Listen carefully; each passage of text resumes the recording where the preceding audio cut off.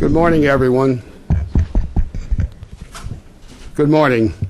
I'm Joseph Gildenhorn, Chairman of the Board of the Woodrow Wilson International Center for Scholars, and it's my pleasure to welcome you on this very, very special day as we inaugurate the Kissinger Institute on China. Let me just recognize some special guests. First of all, I'd like to recognize Lee Hamilton, our President and Director, who just does an outstanding job here at the Wilson Center. I would also like to welcome and recognize the China Foreign Minister, Jiechi, who is here today, and thank you so much for coming. We are also very pleased to have with us the National Security Advisor, Stephen Hadley, who's with us today, and Deputy Secretary of State, John Negroponte. And China's ambassador to the United States, Zhou Wenjiang, is with us, and thank you so much for being here. And I'd also like to recognize Yang Wenchang, President of the Chinese People's Institute of Foreign Affairs. And of course, it's a great privilege and a real honor and a pleasure to welcome our distinguished former Secretary of State, Dr. Henry Kissinger. Dr. Kissinger's efforts to establish strong relations between the United States and China has been one of diplomacy's great success stories over the last several decades, and we're very honored that the Wilson Center's newly established U.S.-China Institute will bear Dr. Kissinger's distinguished and very, very important name. The Woodrow Wilson Center was established in 1968 and is our nation's official living memorial to President Woodrow Wilson. It was founded to honor and build upon his legacy as a man who bridged the divide between scholarship and public policy. We at the Wilson Center bring together the thinkers and the doers, and these include policymakers, scholars, and business leaders, in the hope and belief that a frank and open dialogue will lead to better understanding, cooperation, and positive public policy. It is now my pleasure to turn the program over to the Center's Vice Chairman, David Messner, whose singular efforts have made today's inaugural event possible. David?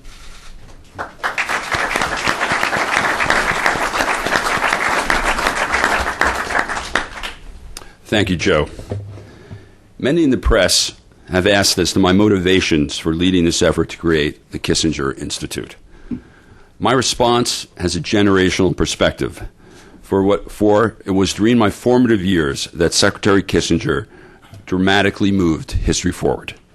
I was an 11-year-old in Albany, New York, living in a world where the Vietnam War and the Cold War dominated family and friends' conversations. When school showed you a map of the world, I can remember how the teacher pointed out China in a very quick, passing reference. It was hard to believe that such a large country elicited so little teaching. China became much more interesting to that child and to most Americans when Dr. Kissinger helped our two great countries begin the process of normal relations. Secretary of Kissinger's diplomacy started to move the world, whether it was the Paris peace talks or Middle East shuttle diplomacy or the SALT Treaty. These historic events are living history of our time. But it was rapprochement with China and the Shanghai Communique that dramatically changed the lives of citizens of both countries represented here in this room. When Dr. Kissinger left public service, his writings, whether in book form or op-ed, became must-reads, whether for people in the policy world or just concerned citizens. Many of these writings, as well as much of his time, has been devoted to counseling on the wisdom of Sino-American cooperation. It is for such leadership that resulted in improving the lives of generations of Chinese and Americans that has led the Wilson Center to the establishment of the Kissinger Institute. We strongly believe that future policy leaders of both countries will benefit from its work and the important legacy of Dr. Kissinger. Ladies and gentlemen, Secretary Kissinger.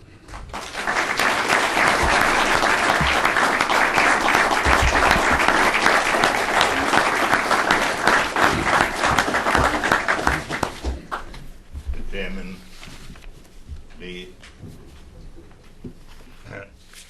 ladies and gentlemen,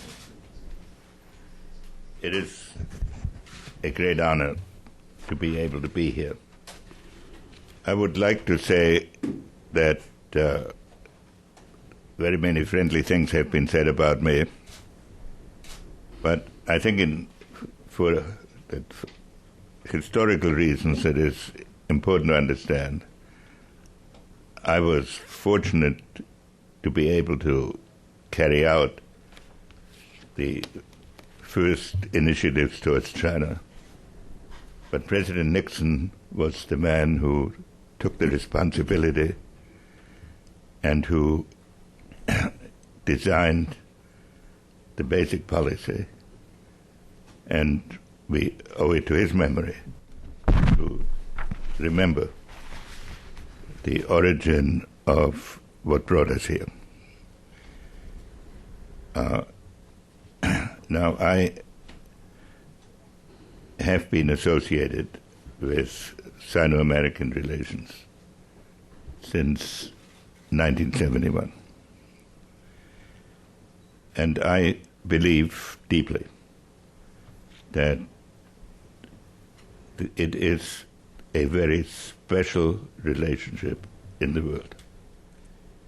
The peace of the world and the progress of the world has, of course, many elements, but an indispensable aspect of it has to be close relations between the United States and China.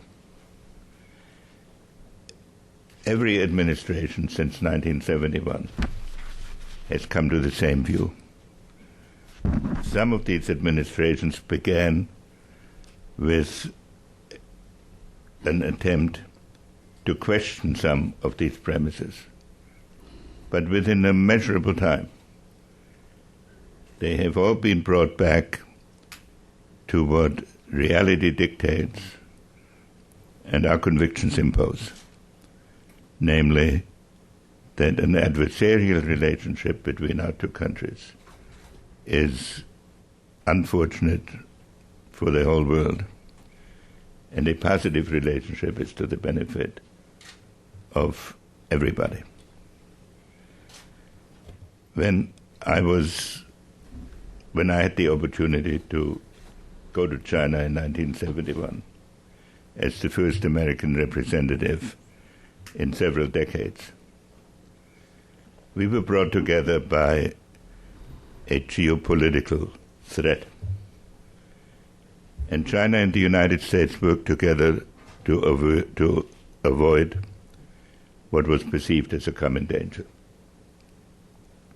Since then, China has developed in an extraordinary fashion that would have been unbelievable to any of us that first saw the Chinese cities when we visited there.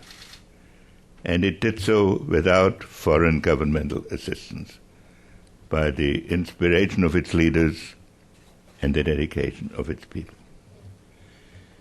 And that, of course, has raised the challenge of how to fit this growing society into an existing pattern. And some people reading history claim that this always leads to an adversarial relationship. But the world in which this is occurring is different from that of the 19th and 20th century. China and the United States now no longer have a common enemy, but they have a common challenge and opportunity.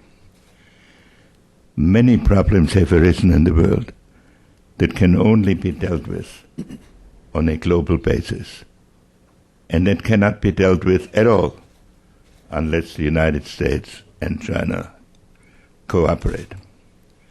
Neither side can gain from the type of competitions that are written about in history books when the world was governed by principles of balance of power confined to a part of the continent. So China and the United States, through their cooperation, have an opportunity to help lead the world on common policies in energy, proliferation, growth, of course, with different histories and different experiences, there will also be different perceptions. One reason I'm so honored by the creation of this institute, under the leadership of my friend Stapleton Roy, is that it permits an objective, professional examination of the basis of Chinese-American relations. And that effort can continue regardless of what administration is in office here, and reach the fundamentals that enable us to understand the nature of the societies that are involved. That is the challenge, on the one hand, of our political leaders, but it is also the challenge of our society to look at China as a partner, as a potential friend, and as an associate in common efforts to free the world from fear and to solve the problems that need to be dealt with on a global basis. Lee Hamilton and I worked together 30 years ago from opposite sides of the political spectrum, including on this issue. His leadership of the Woodrow Wilson Center, Stabe Roy's leadership of his institute, will guarantee that its reports and its examinations will be nonpartisan, professional, and dedicated to the permanent friendship between the Chinese and American people. Thank you very much for this great honor.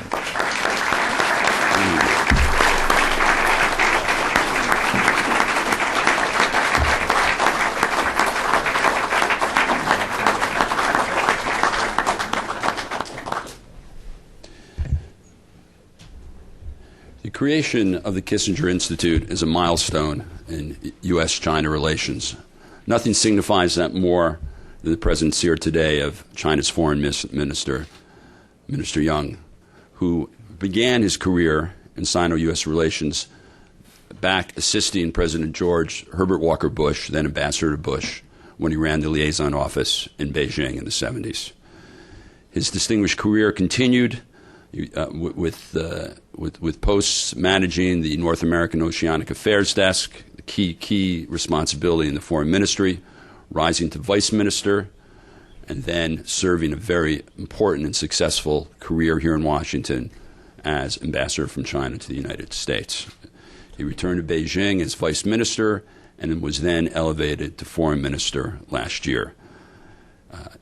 The fact that they chose such an expert on the United States to be the Foreign Minister signifies the significance of our relationship. And with that, we welcome Foreign Minister Young to say some words. Thank you.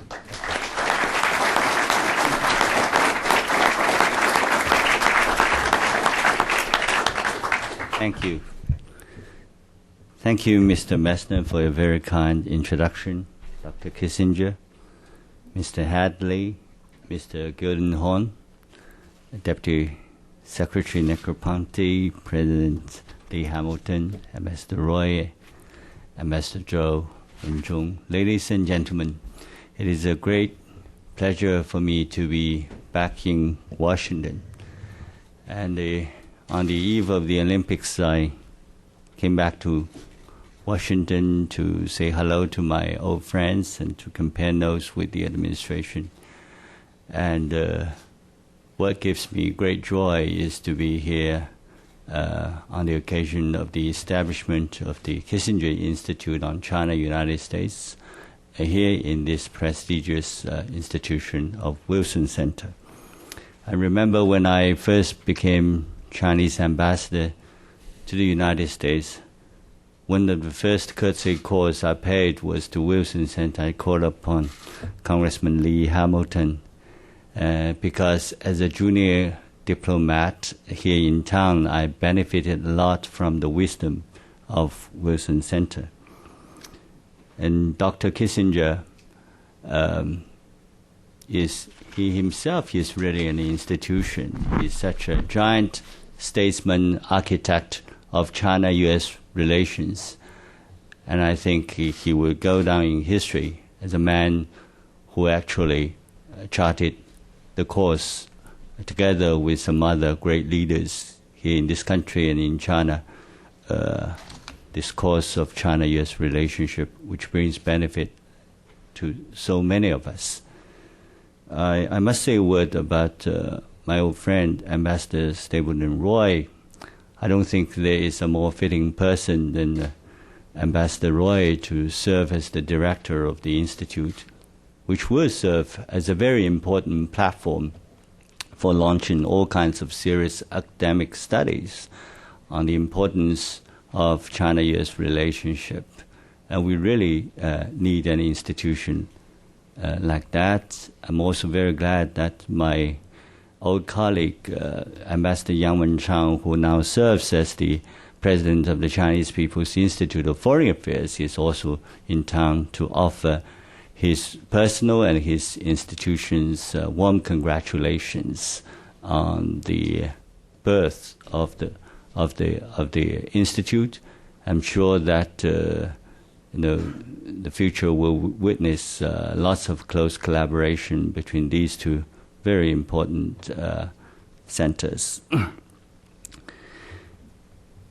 Ladies and gentlemen, academic exchanges provide a strong impetus to China-U.S. relations. And we need really to go forward with more exchanges.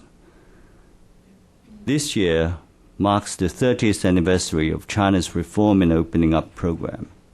It is a good time for us to review and sum up experience. Over the last 30 years, especially since the beginning of the new century, reform and opening up on all fronts have brought about historic changes in China. I think people all know the progress which has been made, so in the press of time, I'm not going into details. I would like to point out that over the past 30 years, historic changes have also taken place in the relations between China and the world. China is now more closely linked to the rest of the world. In 1978, China accounted for less than 1% of global trade, while in 2007 the figure jumped to about 8% with an average annual import growth of 16.7%. China has grown into the third largest import market in the world and the largest in Asia. It has created about 10 million jobs in relevant countries and regions since 2001 and is contributing more than 10% to the world economic growth and over 12% to the world trade growth. All this has made the Chinese economy a major part of the world economy. China has become an important player in the international system. And just give you one example, China is the largest contributor of peacekeeping personnel among the 5 permanent members of the UN Security Council. It has participated in 22 UN peacekeeping operations and dispatched a total of more than 10,000 peacekeeping personnel, including 2,000 who are currently on peacekeeping missions. Ladies and gentlemen, the year 2008 is a challenging one for China. We were first hit by the snowstorm in southern China and then the devastating earthquake in Sichuan. In the face of the natural disasters, the entire Chinese nation rallied together with one heart and mind and achieved great success in the relief efforts. Here I would like to pay high tribute to the United States and many other countries for their generous support. We have also stepped up macroeconomic control to address the problems problems in the economy and maintained stable and fairly fast growth. In the first half of this year, China's GDP was up by 10.4% over the corresponding period of last year. The Chinese government is now focusing on the following three major tasks. First, to press ahead with disaster relief and reconstruction. Second, to ensure sound and fast economic and social development. And third, to deliver a high standard Olympic Games with distinctive features. We are confident that with the support of the international community, we will achieve the above goals. Looking ahead to the future, we will continue to advance reform and opening up, following the path of socialism with Chinese characteristics, and pursue the strategy of peaceful development. The future looks very encouraging. Ladies and gentlemen, we will also celebrate the 30th anniversary of China-US diplomatic relations around the end of this year and the beginning of the next. China-US relationship has come a long way and achieved remarkable progress over the past 30 years. The growth of China-US relations has not only brought huge benefits to the two countries and the two peoples, but also profoundly contributed to world peace and development, as Dr. Kissinger said a moment ago.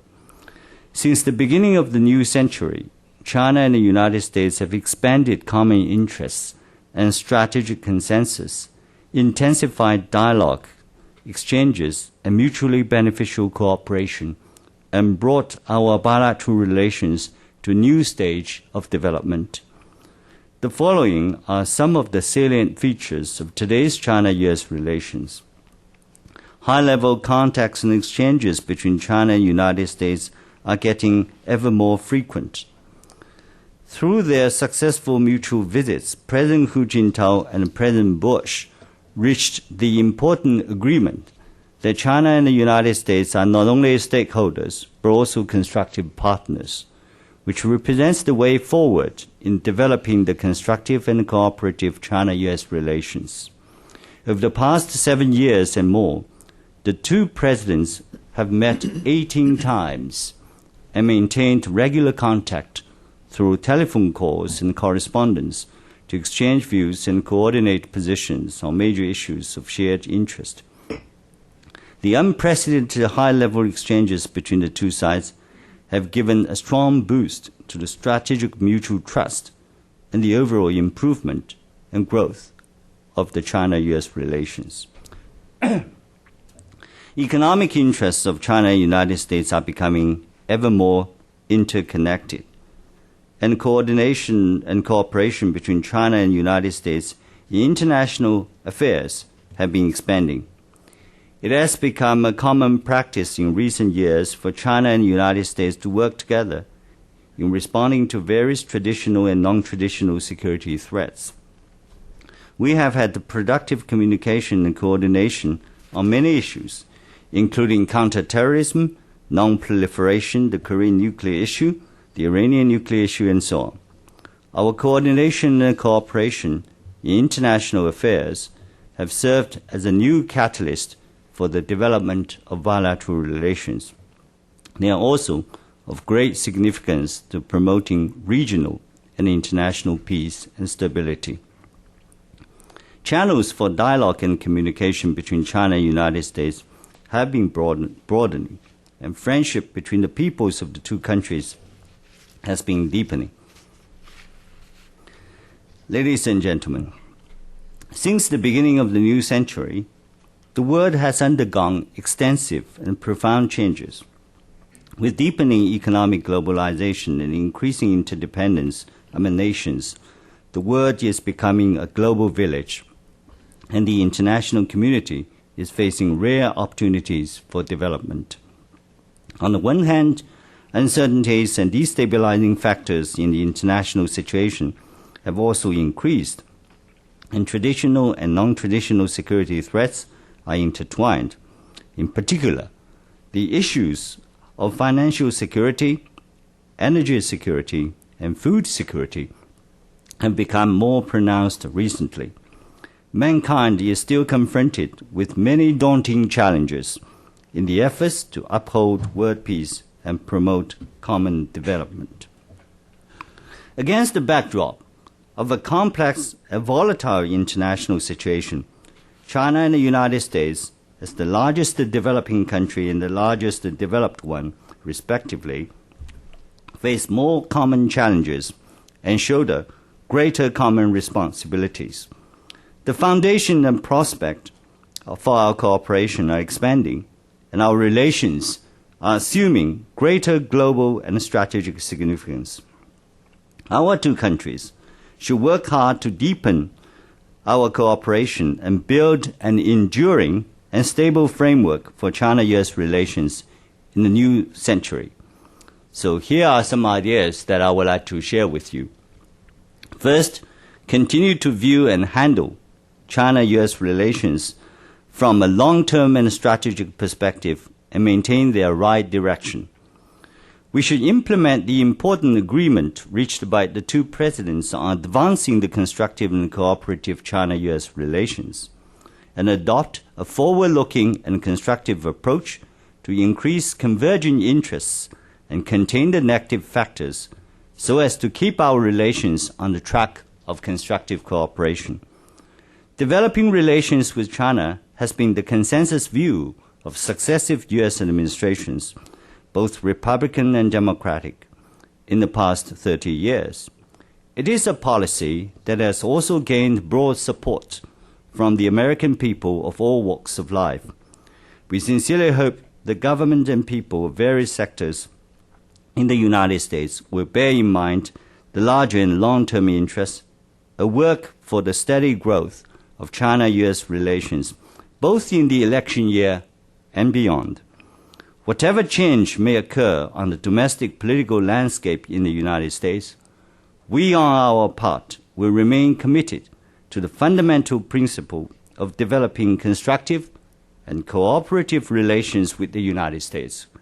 We will, as always, value China-US relations and spare no effort to ensure the sustainable development of this important bilateral relationship.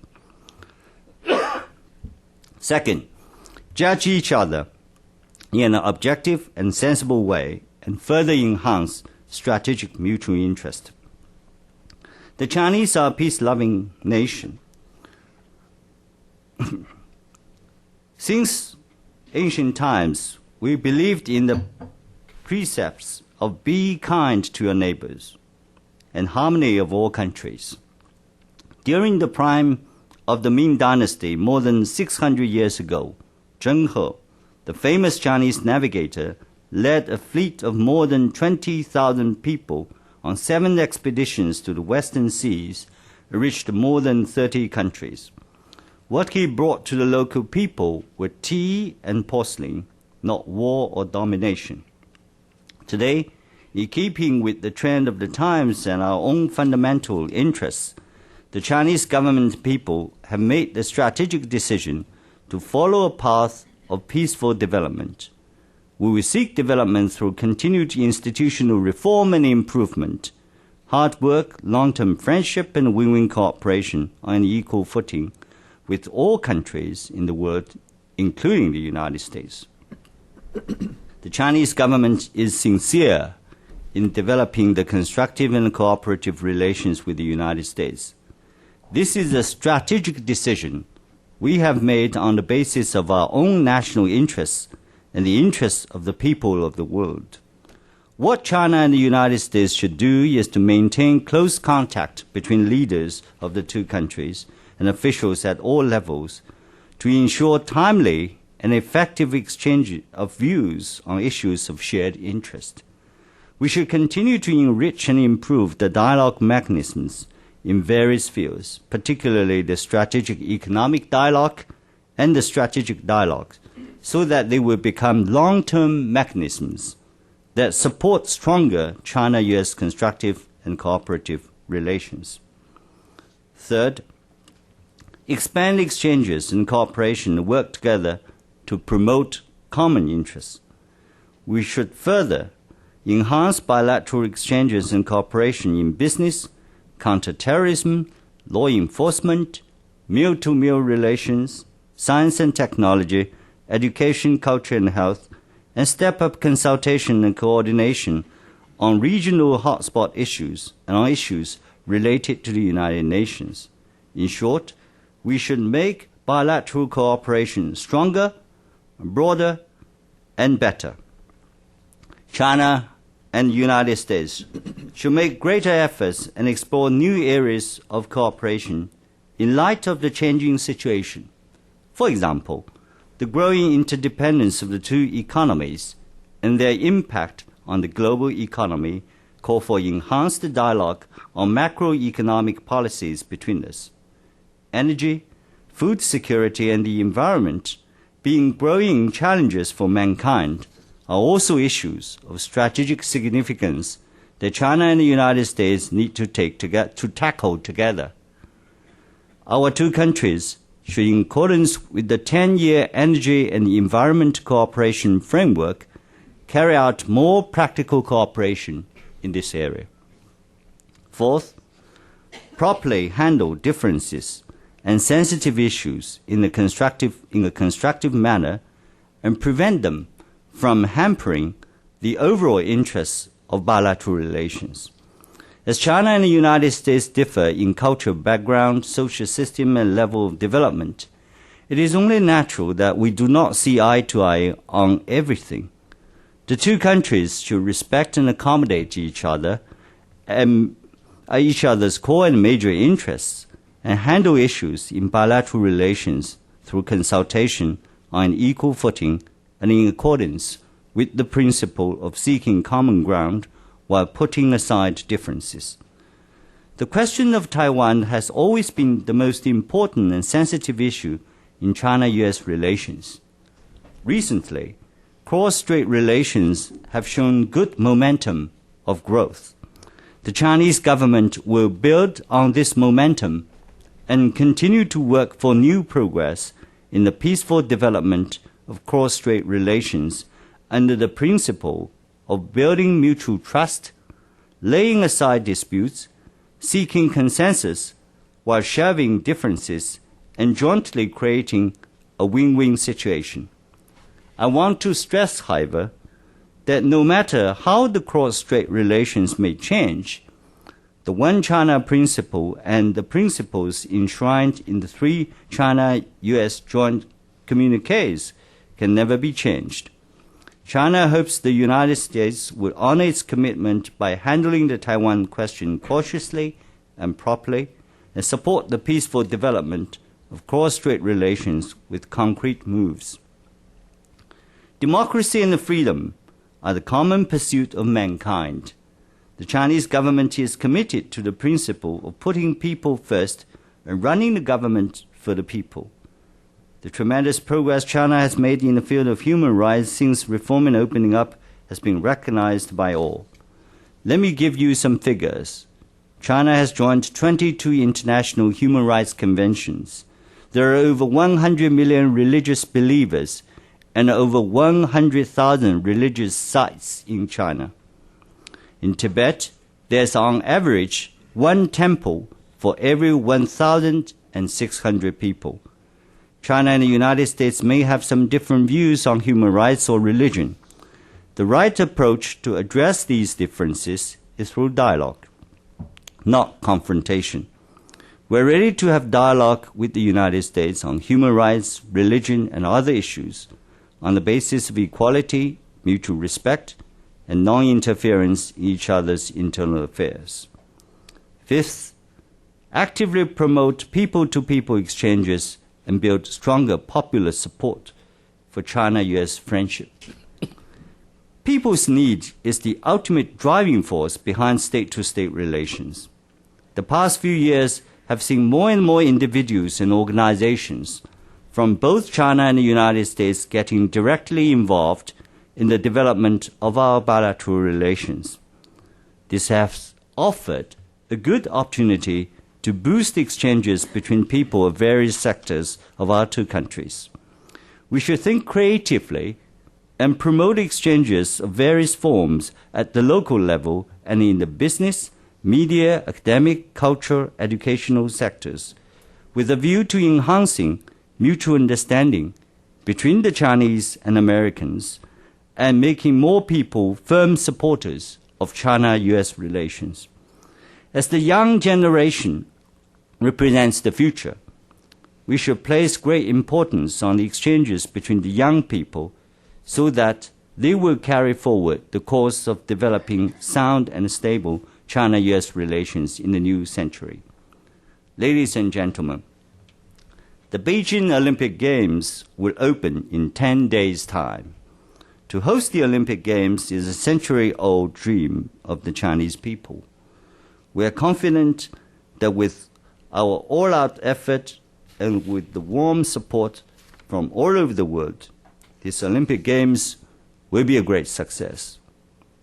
Just like the previous ones, and I remember as a young diplomat back in 1984, the then Chinese Ambassador Zhang Wenjing went to LA, and I tagged along, and I saw some of the games. You know, what impressed me most was the standing ovation the American audience gave to the Chinese team when it entered the stadium. I will never forget that. And I can assure you that the Chinese people will warmly welcome your team, and we wish the American team great success. You will get an awful lot of gold medals. But bronze, silver ones are also important, in my view.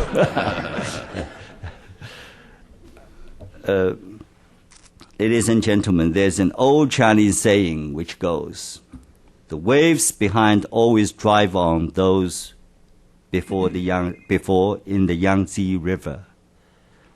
I'm confident that the opening of the Kissinger Institute on China and the United States will inspire more people to join in the worthy cause of advancing China-US relations.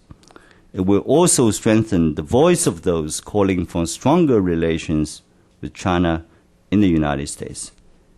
In conclusion, I wish to express my great hope that the Kissinger Institute on China and the United States will gain every success, and China-US relations will have an even brighter future in the 21st century. Thank you very much.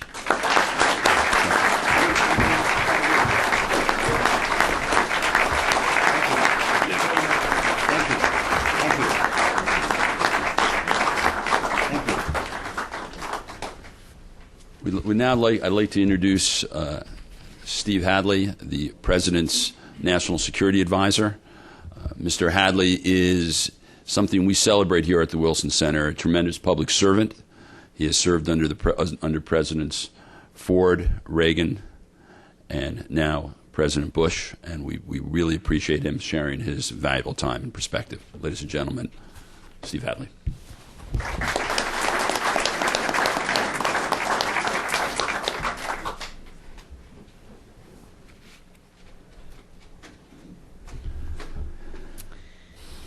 Thank you, David. Your Excellency, Mr. Foreign Minister, Dr. Kissinger, strategic dialogue between the United States and China continues the work that you and President Nixon started more than 35 years ago. And through the new Kissinger Institute here at the Woodrow Wilson Center, dialogue between the Chinese people and the American people will continue for decades to come. President Bush asked me to pass along his warm congratulations to you, Henry, on this very special occasion. Next week, President Bush will travel to Beijing to attend the Olympic Games. On his previous visit, he tried out the mountain biking course,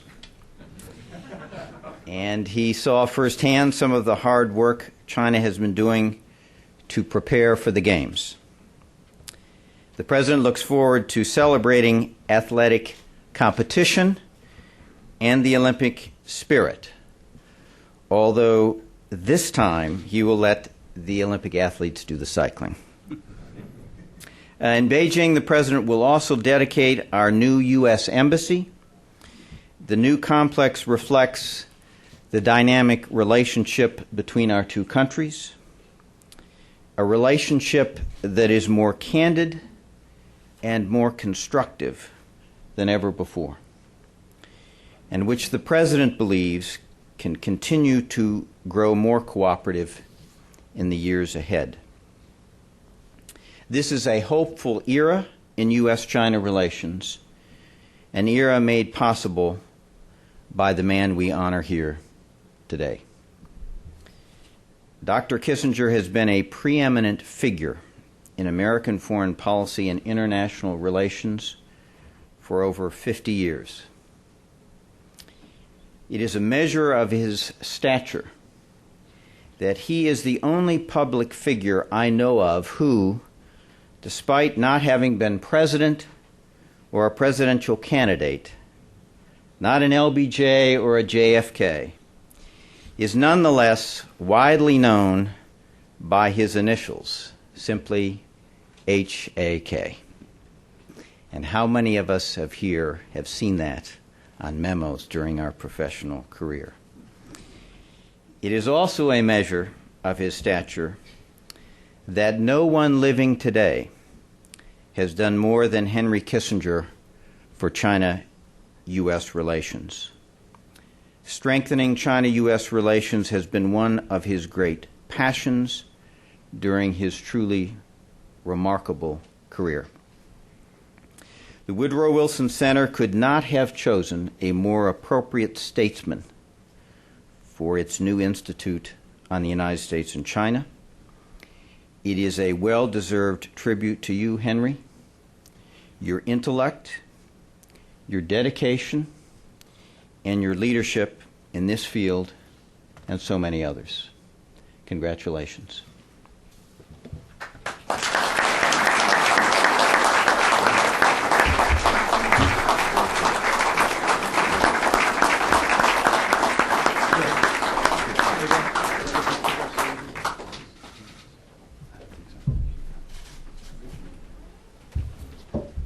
Thank you so much for coming and for your enlightening remarks. And it's just a special privilege to have you, Mr. Minister, and Dr. Kissinger. And I know that under the leadership of Ambassador Roy and others, this will be a very dynamic institute. So thank you for coming. We're now going to retire to the dining room and enjoy a lunch together. Thank you so much. Thank you.